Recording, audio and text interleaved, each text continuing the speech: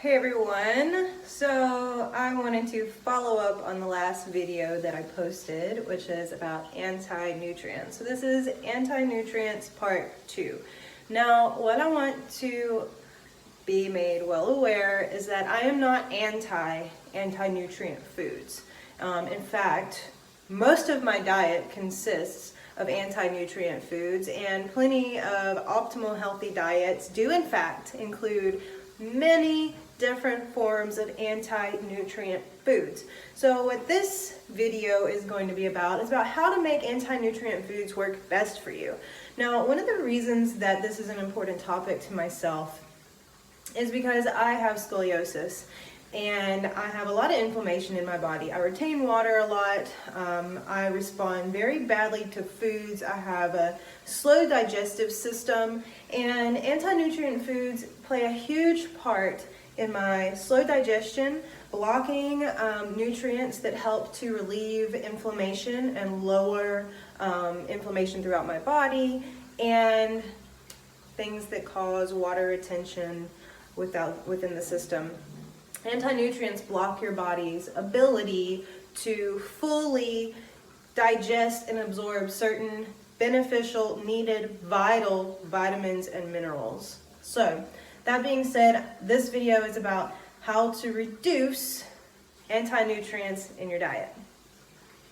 As mentioned before, your anti-nutrients are in plant foods. These are your legumes, beans, nuts, most of your leafy green vegetables, and pretty much, all of your plant foods.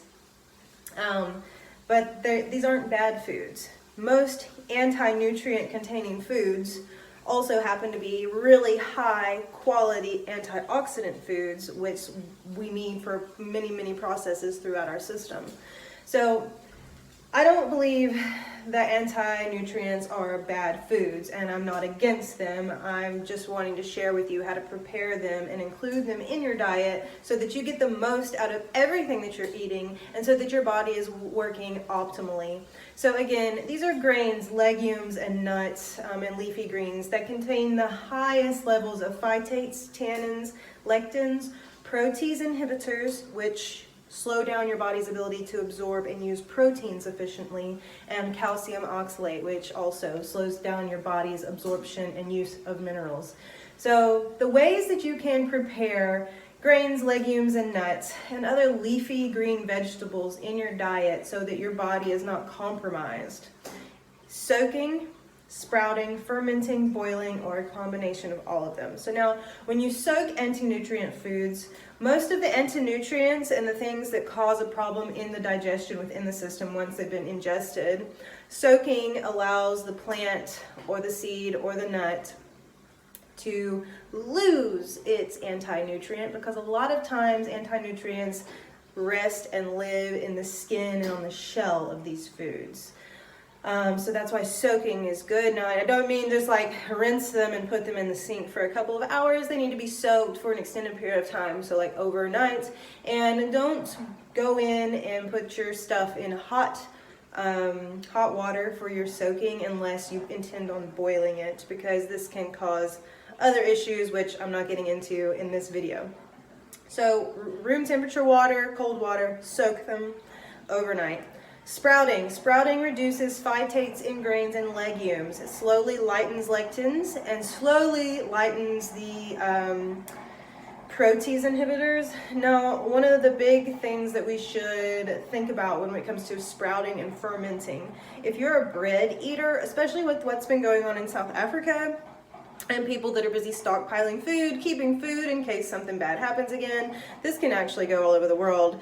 With all of the hearsay about lockdown this and lockdown that, we never actually know at this point in our lives when we're not going to be able to leave our homes again. So if you're into baking or having breads and you're learning how to do it from home, or you're a person that stockpiles, may I suggest you work with sourdough breads, because you can sprout and use the grains to make sourdough. Sourdough is one of the best digested, easiest on the system breads for people that have a list a mile long of deficiencies and food allergies.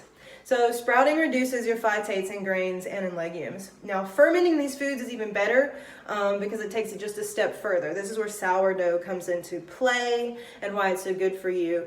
This helps restore good gut bacteria, and it helps your body fight off illnesses, and it helps increase your digestive tract's rate of digesting.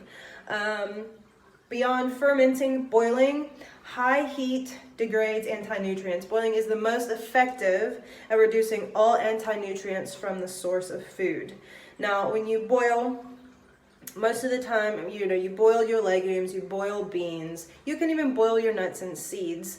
And you can even then, after they've been boiled, you can actually dry them out.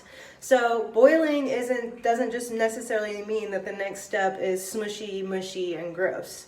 After you boil, you can always dry them out. You can always dehydrate them again and bring them back to a crunchier state if it's something that you prefer. Combining a combination of any of the methods of soaking, sprouting, fermenting, and boiling is optimal, because with every different combination of the different means of decreasing anti-nutrients, you're decreasing more. So if you're a person that has a lot of difficulty digesting these foods, and you know that in order to maintain optimal health, you do need a lot of green veggies, and you do need quality seeds for seed cycling, for hormone balance, but you have a hard time digesting these things, consider soaking, sprouting, fermenting, or boiling them. I hope this sheds a little bit more light on something that is super important to me and my personal health and well-being.